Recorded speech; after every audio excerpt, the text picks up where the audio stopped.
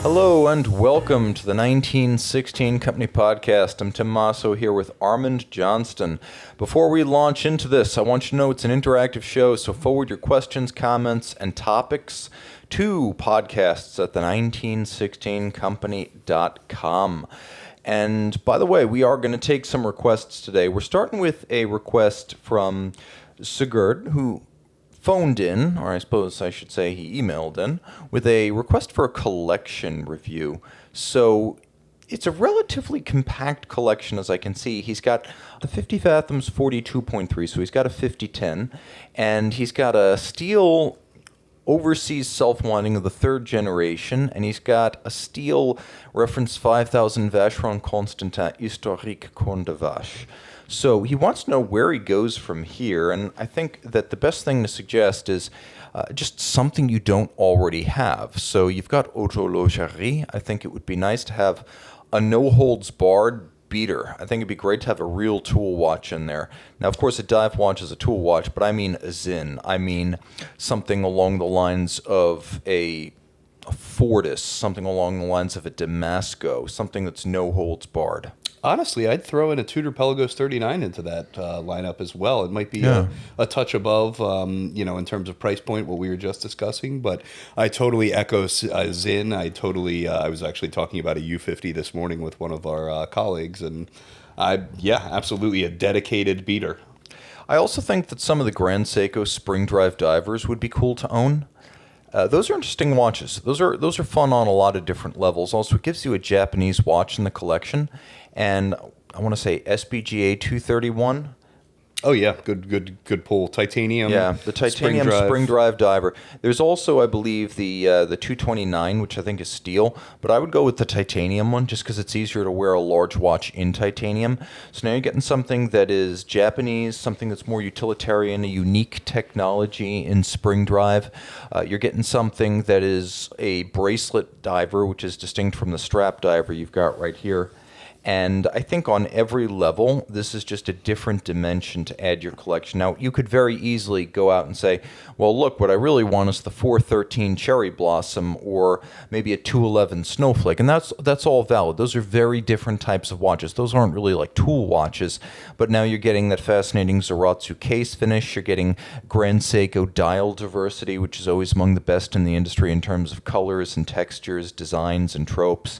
And, you're getting a Japanese watch, you're getting something that comes from a very different watchmaking philosophy. I also think that since you're all Swiss right now, Germany is also valid. I think since you do have a high horology budget, it would be interesting to see a Lange in there. And, the obvious answer is one of the big three, the Dado, the Lange 1, or the Zeitwerk, but I think Armand's got something in mind. I was also going to kind of take a departure from Switzerland and suggest something like a Principia. Yeah, I think that the aftermarket on Grunefeld's automatic is surprisingly accessible. For all of their waitlisting and closed order books, they do have quite a few pieces available pre-owned. There's a lot of inventory out there on Chrono 24. We've got a couple of them. And that's not to disparage the watch in any way. It's just to say this isn't going to be some sort of delayed gratification that requires months or years of waiting. And the prices are reasonable. Armand can speak to pricing more than I can, but you're not talking anywhere near Chronomètre Bleu money, and you're getting better than Chronomètre Bleu finish in a case that's no more difficult to wear and gives you a lot more variety in terms of dial style, dial color, case material. So you've got options that are gold, you've got options that are steel, you've got dials that are orange and blue and gray. Everything you could want in terms of configuration is already out there on the market, so you're going to have some choices to make. I would also say something very different would be an alarm watch. And I think the Glashütte Original Senator Diary was probably the most interesting in that regard, because you've got a watch that allows you to set an alarm, not just for a time of day, but for a time of day up to 31 days in advance.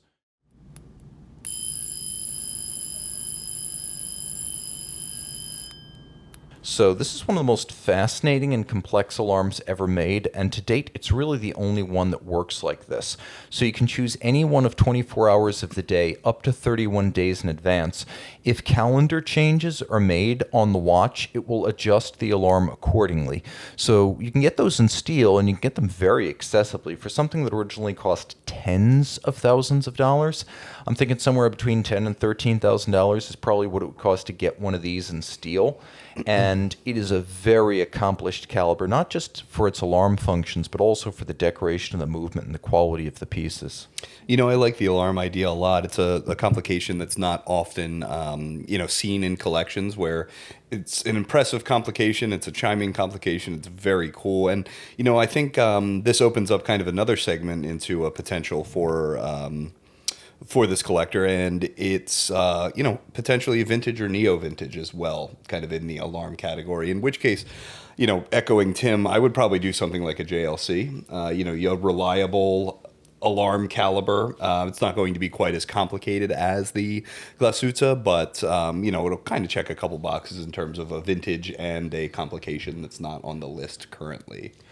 I would also say, definitely consider vintage, and I've always thought one of the most intriguing vintage pieces, if you want to stay with Vacheron, is the oddball square 222. So Yes. the square 222, these can be purchased for very reasonable money, and they were made in the 1980s, and so something like a 46004 could be a lot of fun to own because the bracelet quality, the case quality, the dial quality, it's all top of the line, and yet prices are much more reasonable than if you were out looking for some more traditional 222, because the historic 222 came in several different variants, and if you think of the historique revival of recent years, this is not the one I'm suggesting. There are versions of the Nautilus and the 222 and the Royal Oak that came in weird shapes during the 80s. There was this version of the 222. There was an equivalent version of the Audemars Piguet Royal Oak, which I believe was quartz on top of everything else. Yep. There's the Nautilus 3770, which is called the Nautilips because it's almost a hybrid of an ellipse case, a grand ellipse or golden ellipse, and then a Nautilus case. And I think that might be the most intriguing. But if you want to stay within the world of Vacheron, look at a 46004. I think that could be a lot of fun to own. And we're talking vintage Vacheron for, premium Omega money. So we're not talking about breaking the bank. It's got real pedigree, but it does not have the corresponding cost. The Nautilips is kind of what I was hoping to see when we heard buzzings of a new Patek sports watch. And while I am a major fan of the Cubitus, actually, I know that's a bit of a hot take, I really wanted to see something like that. That's a really good call out, the Nautilips in general. Very funky, fun, interesting piece. Yeah, vintage is something I would recommend overall. I would even say that the market for a vintage Heuer has come so far down from where it was in 2014 to 2015 that there are buys to be had. Some of the chrono calendars of the 1950s are now very reasonably priced, and I would look into those because in their day, a lot of those, and I want to say they were based on like the V72, they were the most expensive watches in the catalog at Heuer. And because they're not Ottavias and they're not Carreras and they're not Monacos, and the vintage Heuer market is 10 years past its peak, I feel like there's some buys to be had there. So definitely look around. I would also say that at Jaeger-LeCoultre, it's probably the case that the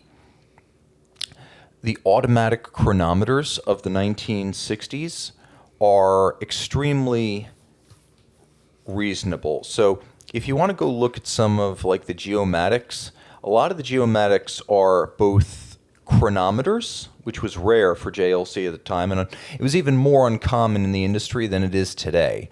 But these are top-of-the-line watches using movements that are of the absolute highest quality, and in many instances, you're just going to pay a few $1,000s for them. Precious metals out there, but then again, steel is available, and why wouldn't you pick steel if you could?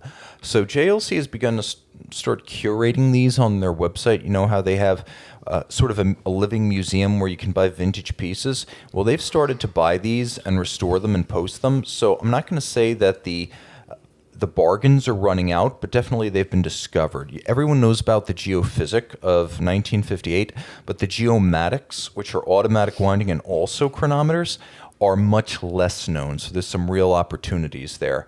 So I highly recommend those. I've always thought those are extremely cool and underrated, but I think vintage gives you a lot of options. Look for the caliber 881 Geomatics from the 1960s, and I think you'll find they're very cool watches. They're good size, about 36 millimeters, so you're not going to lose out on a decent wrist presence, and they've got nice long lugs. One of those things you can do with a watch when the case isn't oversized is you can extend the lugs without encroaching on the edge of the wrist. You can give them a really nice arcing suspension bridge-like form. And also these watches were the beginning of those gold medallions on the back of the case. If you're familiar with the Master Compressors, how they had those rose gold medallions on the case back and platinum medallions on the case back. Well, that was something that was featured on these Geomatics. They were flagships, and even in the U.S. market, they were sold as Jaeger-LeCoultre, which was very uncommon because of tariffs at the time. Most watches were sent over as knockdown kits that were just hands, dials, and movements, and then they were cased and timed in the U.S. These were adjusted in Europe, assembled in Europe, and JLC branded, not LeCoultre branded. So these are real exotics outside of Europe, and I highly recommend it. I think they're awesome watches. You know, I was just thinking, and this is slightly off topic, you'll have to forgive me. Atmos. Atmos is not talked about nearly as much as I think it should be. Now we're in the world of clocks. I know. Okay. What is your favorite Atmos? And we don't have to do a big segment on this. I'm just very curious. I liked all of the Newson Atmoses. Yeah. I also think something like an Atmos has a place in a big watch collection, as it's really, I mean, it's orologically significant, and it kind of, I don't know, to me Atmos kind of personifies JLC in such a specific way, and it's, it's collecting, again, off-center. Atmos has been a showcase for featured designers for a long time. And I believe back in the 70s it was Luigi Colani, who's probably best known for designing avant-garde trucks. He did a series of Atmos clocks, and I adore those. So if you can find a Luigi Colani, Jaeger-LeCoultre, or LeCoultre Atmos, go for it. My advice is that is an awesome singular aesthetic that emphasizes the machine taken almost inside out, because the case is as mechanical in its aesthetic and modernist as the mechanism itself. So the Luigi Colani Atmos, and I just thought those were absolutely awesome. They're not that expensive. The Atmos has become much, much, much more expensive recently, but rhodium-plated steel is the way I would have mine, and they're really cool clocks made by a guy who did BMW, Volkswagen, Fiat, Alfa Romeo, Lancia, and a lot of really weird-looking trucks. So super cool, and for like under $10,000, you can get something that rivals the Newsons, which all cost tens or hundreds of thousands of dollars. So that's sort of my, we sort of went way beyond the scope of the original collection review, but we just wanted to give Sigurd a couple of options that maybe weren't super intuitive. Also, I would say this, never underestimate the fun of adding a super cheap watch. A Blancpain Scuba 50 Fathoms, like $400, and you've got a mechanical dive watch that's colorful and fun with a lot of different options. Also, great collection so far. I mean, great choices. I think a G-Shock would look really good. A G-Shock belongs in every collection. We get flack for saying it, Tim, but it belongs in every single collection. Yeah, a 5600 series G-Shock for like $70 could be the most fun you've ever had with a watch. Okay, from Ben Tramer, also known as Mark S. on YouTube. Review the JLC Master Compressor collection. Discuss the organization, what watches were made, differences between the watches, when the collection debuted, and when it was discontinued. Okay, that's way too much for the scope of this segment. There's a lot. What you need to know about the Master Compressors is that the series came out in 2002 with the Master Compressor Memovox, which was a diving alarm. It used these crowns that required 1/4 turn to lock and unlock. Now, the Memovox had an internal rotating bezel and a roughly 41.5 millimeter case. I liked steel. It was made in other metals. And then a caliber 918 alarm inside. So basically a light-duty diver with an alarm inside and a modern Polaris. I liked the compressor crowns because they were easy to work with. They were also a valid solution to the tight, sometimes difficult, and slippery screw-down crowns of a conventional diver. These compressor crowns had wings that made them easy to leverage, but what you really need to know is that the core models were the Memovox, the Chronograph, which came out, I believe, in 2005, 2006, and that was also 41.5. It had JLC's new 750 series automatic chrono in it. There was the Dual-Matic, which was a type of dual-time watch that used the new 975 series automatic, which was very, very tough. Basically, a JLC movement used for sporting applications as a result of IWC's bad experiences using JLC dress watch movements in sports watches in the 90s. So those 975 auto tractors in the Dual-Matics are super tough, but also very accurate. Modern movements. They're along with the chronographs, the most modern movements you'll find in those. There was also separately a GMT, but I don't like the GMT, the Master Compressor GMT, as much as I like the Dual-Matic. I think the Chelsea Football Club Dual-Matic is the best version of that. There were other versions. There were some ladies' versions, which were just simple time-only watches, time and date, I believe. Much smaller. You won't confuse them for any of the other models. And later on, there were the Master Compressor Extremes, which were divers that I think came out in 2007. And I'm just going to end it by saying that the series concluded with the ridiculous Master Compressor Diving Navy SEALs series. But the original Master Compressors, I believe, ran from 2002 to 2009 before they were discontinued for the Navy SEALs and various types of larger Master Compressor watches through the mid-2010s. So I'm a bit of a sucker for the Navy SEAL era, actually. You like those? I like those. I give a bit of an apology to the rubberized bracelet. I'm not a fan of that. It's funky. It's different. It's different from anything you'll see. But one of these on the kind of compression rubber strap is a really, really, really cool all-arounder. I think it's a good alternative to something like, your standard sports diver, regardless of the brand. And it's also just something that you won't see that often on wrists, and it's a watch that people buy because they love and they're going to wear it, which is always something that, I wouldn't call it a cult following because it's a slightly larger than a cult following, I think, on a watch like this, especially for, the time date or the GMT. But it is just, again, an off-center diver, and it's a luxury diver in a great way. Yeah, I think it's a huge family of watches once you start including things like the Master Compressor Extreme World Alarm, the Master Compressor Extreme World Chronograph, the Master Compressor Extreme Tourbillon GMT, and the Tourbillon GMT Biblos. There were a lot of watches in the series, so find the one you like best and then just buy that. There's enough variety that you don't need to really settle for a watch that has a dial color or a case material or a function you don't want.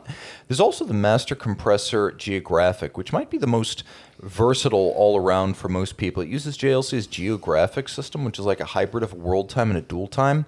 And that's, again, one of those 41.5 cases that you can get in steel. I highly recommend that. I think that's a lot of fun. A few of them were made in platinum. There's a Master Compressor Memovox in platinum with a blue dial that's a lot of fun, but also very expensive. And not everyone wants a watch that is that fine in a utilitarian, dive watch style class. Not everyone wants to bang up a platinum watch as a diver. Tim, what are your thoughts on the quarter turn, or the I guess half quarter turn system in terms of long-term reliability? I haven't seen any problems. There are two primary goals with that. And the two goals are, first, make it easier to grip a dive crown, something that gives you enough water resistance to be a diver, but then also doesn't frustrate your ability to turn it the way a really tight screw-down crown, because especially if your hands are wet, sweaty, or gloved, or you're in a marine environment and there's any water on the watch or something, any manipulation of the crown requires a lot of torque if it's a screw-down. The other thing, too, is that by threading a stem assembly through a seal, you can wear it down. That's the original reason Panerai went to those locking lever crowns in the 1950s after 2 decades of using Rolex screw-down oyster crowns, because Rolex made all those vintage Panerai watches and then Panerai modified them. But the idea is that if you can compress and decompress the seal instead of threading through it again and again, the seal will last longer. And so there's one other reason for the compressor crowns, which is that they were color-coded on each side, generally white and red. So white, you're tight, red, you're dead. It makes it harder to jump into the water with an unlocked crown. And even in their unlocked position, they're more water-resistant than a screw-down crown that's been threaded out. So that's sort of how I feel about that. I think on every count it was a success. People just couldn't get over the way it looked. It was very quirky, and not everyone was comfortable with it. But a very cool system, and I always loved it. I had the Master Compressor Extreme World Alarm, which was a quick-release lug that could still use standard straps, a world time, and an alarm that could be set digitally to a resolution of 5 minutes.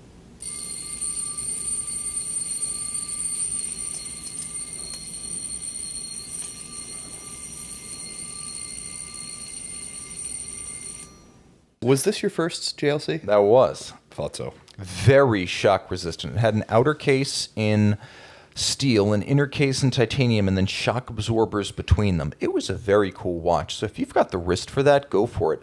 I can't say enough good things about it as a sports watch. Did you say that was 46? I was even bigger. It was like 46.4. It was ridiculous. It was way too big for me.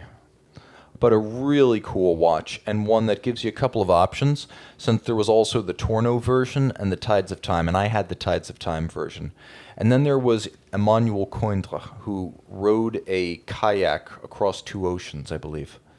At a bare minimum, I know he did the Pacific, and he got his own watch. And he should, for that. For that, yeah.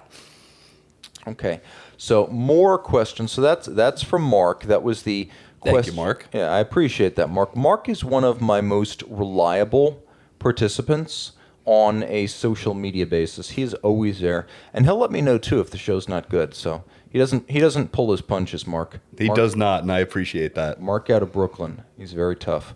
Okay, so other things going on. We've got a question from Matthew M. Have you guys done an in-depth discussion on Spring Drive, specifically how it blows away anything the Swiss have ever done? And to that point, why are they not even trying to compete? Looks like raising a white flag with your head in the sand. Okay, that's the most loaded question I've ever seen in my life. I'm not even sure it's just one loaded question. Okay, this guy, I think he has a vendetta against Swiss Lever, phrasing that way. So a couple of things. No, we've never done an in-depth discussion on Spring Drive, although I've shot many, many, many exhaustive discussions on an individual product basis. Does it blow away anything the Swiss have ever done? No, because the Swiss have done other things that are impressive. They made a Spring Drive in 2016, the Piaget Emperador Cousin XL 700P. Was a limited edition that used a spring drive type system. It used a spring drive to a governing wheel that would create an induced electrical current that activated a quartz oscillator that used a braking force to slow down the governing wheel, which was geared on one side to the barrel and on the other side to the hands. So yes, they have in fact made one of these and brought it to market. Now, they've also done a lot of other incredible things that perhaps approach the accuracy of Spring Drive without abandoning mechanical escapements. But before I delve into any of those, I'm going to clarify that there is some evidence of Swiss Spring Drive patents. So in, I believe it was 1973, I've got the patent office application right here. So the filing date for this was November 20th, 1973, and it was submitted by Jean-Claude Berny, and it is 393-7001. So this is abstract, an electronically regulated watch movement comprising a time wheel mechanism driven by a drive, a generator being coupled to the drive via at least one portion of the time wheel mechanism with substantial gear reduction. The generator includes a rotor with magnets and coils for producing voltage at a frequency of operation. An electronic regulating circuit, that is quartz, is connected to the generator and includes an oscillator for producing a precise frequency and a comparator having inputs receiving those frequencies. A power source is connected to the comparator and the generator to supply current to the generator and thereby provide regulated operation of the time wheel mechanism. This is very, very, very similar to what is going on in Spring Drive. So you're looking at a system that was proposed in 1973. This is 4 years before, I think it was Yoshikazu Akahane started working on Spring Drive at Seiko. And it was probably close to a decade before they started filing patents for Spring Drive. So this is a fascinating idea of creating an induced electrical current by virtue of a link between a spring-driven energy source and a induced electrical current generator and a quartz timing circuit. So it's a fascinating system, and I'm not quite sure if it has the last part of Spring Drive, which is to then have the governing wheel geared directly to the hands and an electromagnetic braking force to slow down the governing wheel, which is both the source of the electrical current but also the focus of braking to time the circuit. So unless I'm mistaking what's going on here, it seems like this is almost halfway to Spring Drive. And based off of what you've read about it and what it is, quote unquote, missing, if we're going to call it that, that's the accuracy organ of Spring Drive, is the latter half. Yeah, and it does say here that the idea is to break the generator. So there may even be an element here to slow down the governing wheel. But it is a very, very close analog to Spring Drive. I would also say this. Spring Drive is still quartz, and on that basis, it doesn't do anything that a quartz circuit can't. A quartz watch can be made accurate to 5 seconds, 1 second a year. We've seen some of these recent quartz movements from Grand Seiko and Citizen achieve single-digit second per year accuracy, and Spring Drive can't do that. So Spring Drive is a very complicated setup that does not add anything that quartz itself hadn't already achieved years before. I would also say this, it can be made very, very cheaply. So it's not necessarily a premium solution either. It's something that you can easily buy in a Seiko watch for very little money. And for that reason, partially for that reason, I should say, I do also think that the idea of Spring Drive does remove a tiny bit of the romance of a true mechanical watch to a certain degree. And that's going to vary based off of who you're asking, quite honestly. It is the melding of a slightly more futuristic concept versus, a concept that was championed in the late 1700s.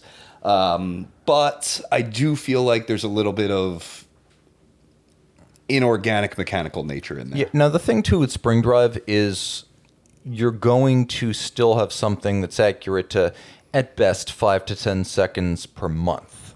So we're nowhere near what a very fine quartz movement can achieve.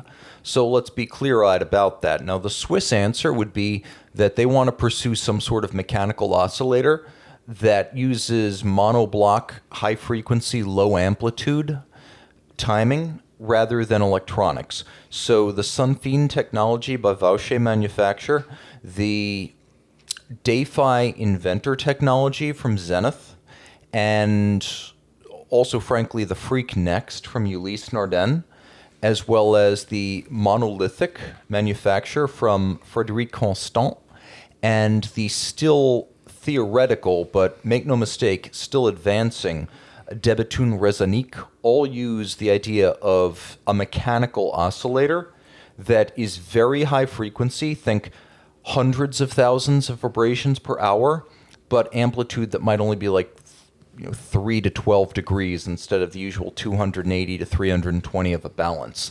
And although those systems have been neither consistent nor exceptionally precise so far, we're in the first inning of that ball game. And I do believe that technology with additional refinement, will produce a mechanical watch that can achieve quartz precision. And that does seem to be across the industry where the Swiss are focusing their efforts. I would also say anecdotally, I've seen really well-regulated mechanical lever watches do things that Spring Drive cannot. So, for example, there are documented instances of JLC's, I want to say caliber 978. It's a tourbillon you can buy in a used watch for like $25,000, $30,000. But that tourbillon in competition has been regulated to keep time to about 47 seconds a year, which is much better than Spring Drive has ever achieved. And again, that's a movement that's available on the market, and nothing special was done to it other than to regulate it for competition at the factory. So looking at what a lever can achieve, it would easily match Spring Drive. Because, you think about it, the best Spring Drive does really is about 10 seconds a month. Well, what is that? Well, that's 2 minutes a year, theoretically. So, I mean, that's good, but if a mechanical watch has already surpassed that, and this 16 years ago, many, many, many trials calibers have surpassed Spring Drive's accuracy over the years, and some of them are publicly available. In particular, look at what ETA via Tissot did with 2824s at the Concord Chronometry back in like 2011 and 2013. I think you'll be shocked. So no, we're not giving up on mechanical watches or Swiss levers, and the Swiss are very interested in high-end timekeeping. They just go about it a different way. Okay, so that's sort of how that works out. And what else is going on here? Oh boy, I keep losing this this topic. What was the next question, Armand? I think you have this handy. We have a few from Field W via email. Rare metals. What's good and bad about each? Palladium, tantalum, osmium, aluminum, bronze, gold. Love and hates. The cyclist in him loves lightweight. Okay, so the important thing to know about all these different materials is that, in my opinion, they're only as good as the experience they bring, which means it's going to have to be one of three factors. It bears on the wrist feel, it bears on the appearance, or it bears on the durability. I think those are the only three reasons you seek a different material. Because if you have some material that's as rare as a flawless 4,000 carat diamond, but it looks the same, feels the same, and is only comparably durable to stainless steel, then what's it really worth? Like what does it add to the experience? So on that basis, I would say for me, the most interesting metal is probably tantalum. I think it's interesting because as a watchmaking metal, it's incredibly difficult to work with, though it's no longer as prohibitive as it was. We are seeing more affordable watches with it.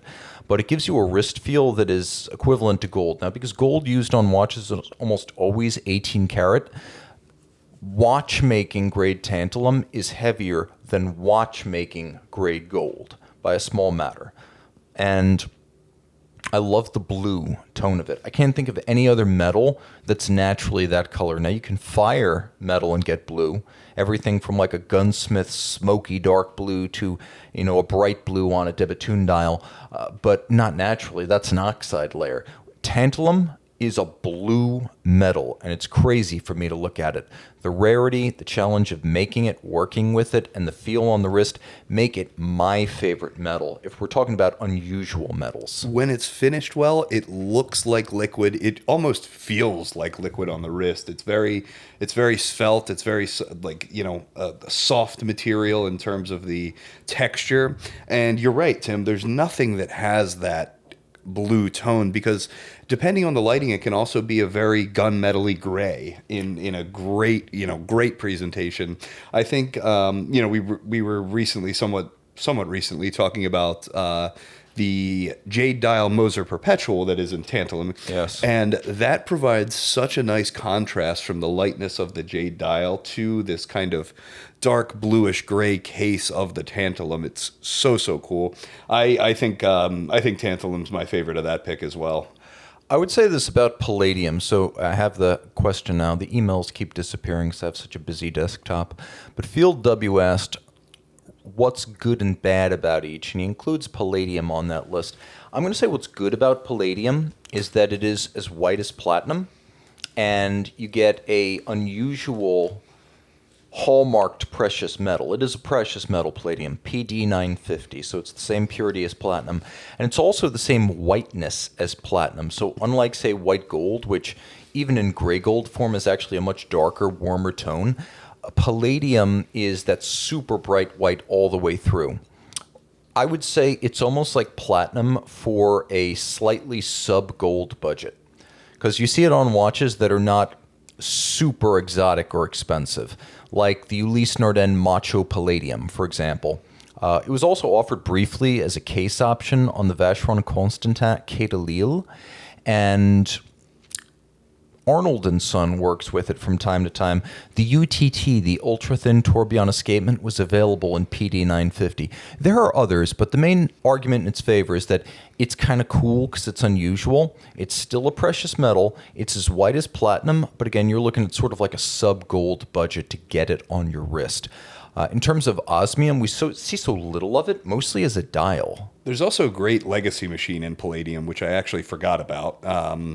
Fantastic limited edition. But yes, you're right. Osmium is generally a dial material. And actually, before we started recording, we were just kind of talking briefly about osmium as a material. And from the one dial that I saw it on was on an Antarctique, Japek Antarctique, which looks pretty fantastic. Although I think I prefer the kind of the larger textured osmium versus the smaller.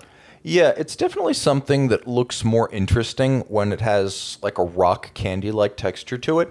So the more crystalline and built up and three-dimensional and textured it is, the more interesting it is.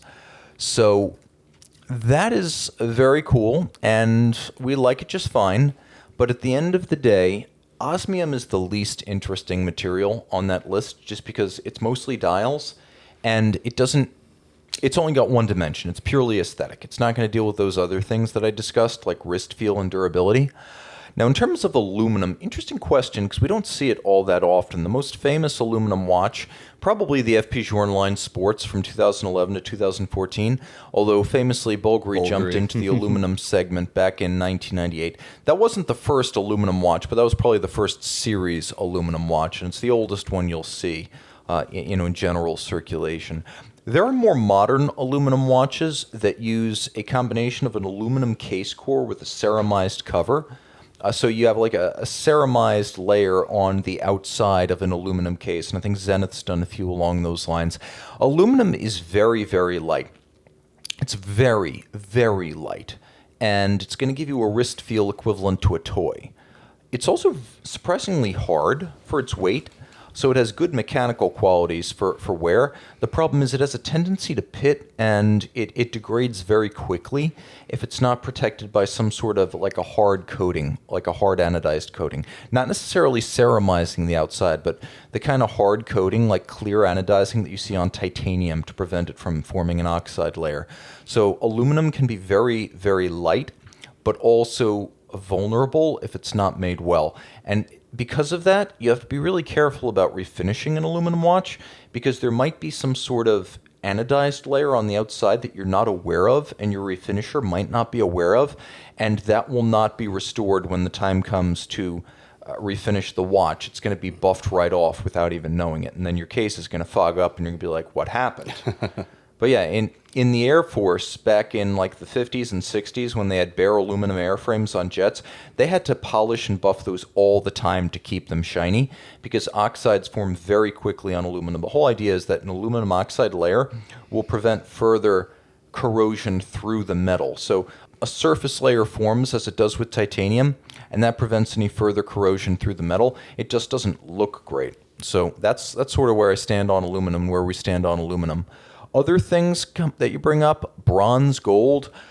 Bronze gold to me is like a poor man's gold. I could not agree more. I could not agree more. You know, the 10 karat aspect of the bronze gold, it shouldn't bother me, but it does.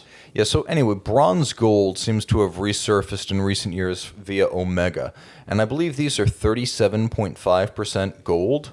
So back in the day, I mean back in the day, the middle of the 20th century and prior, we had 7 carat, we had 14 carat, we had 9 carat, we had 18 carat. There were a lot of other, we had things like gold rolled, gold filled, and gold capped watches.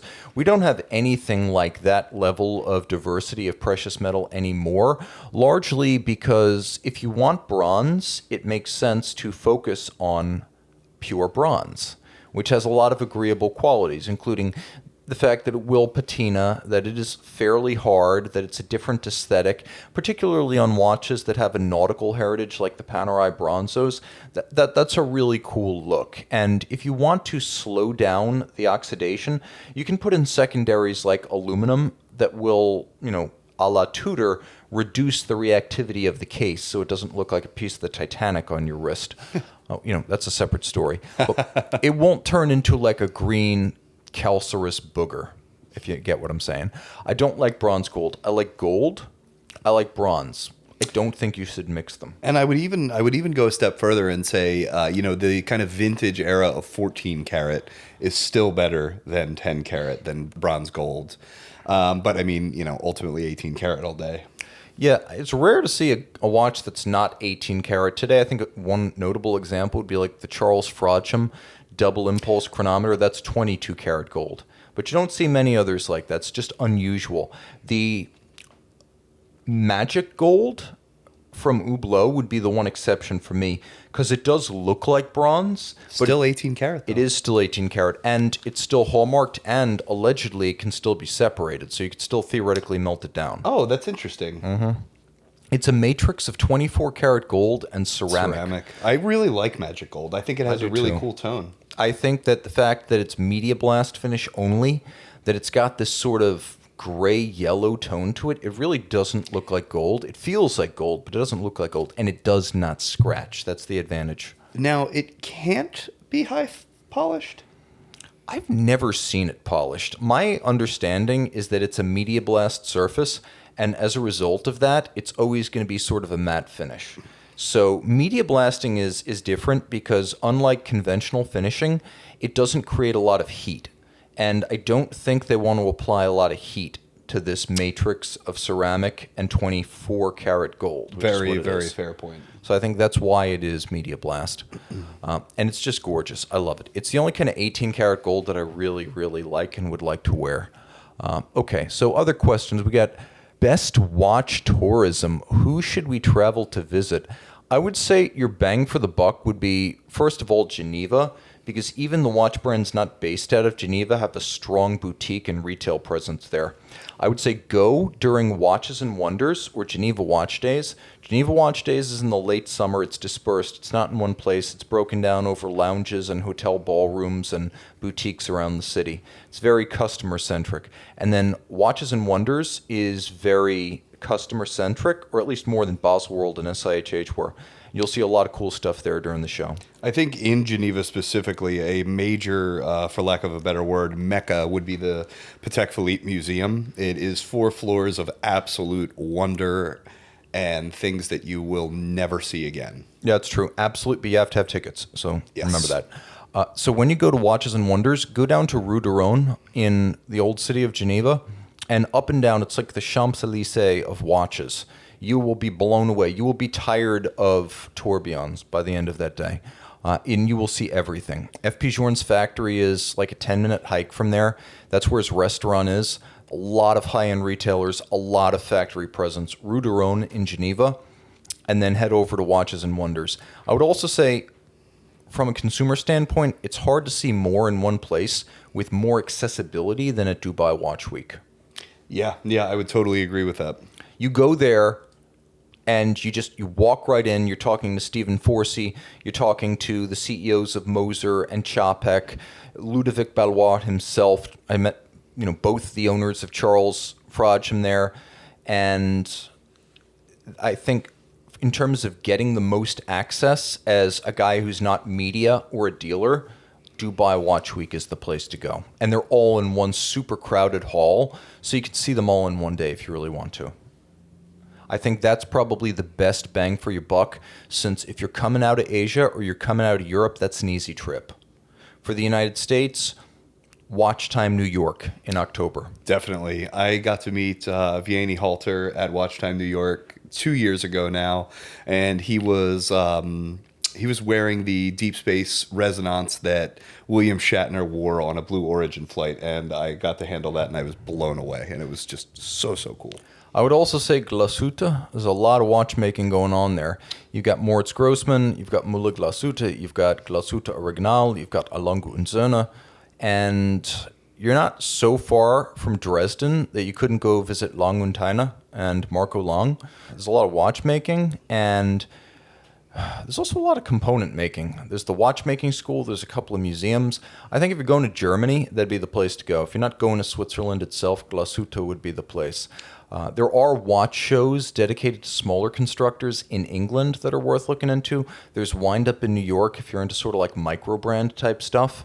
And then there are like retailer-specific events like Bucher Watch Week in the spring, or our own watch fairs, which we're going to have in Denver, New York, Scottsdale, Arizona, and Newport Beach this year. So definitely reach out to us, 1916 Company. We're, I think, events at the 1916company.com if you want to learn about those watch fairs, because those have a lot of brand involvement too.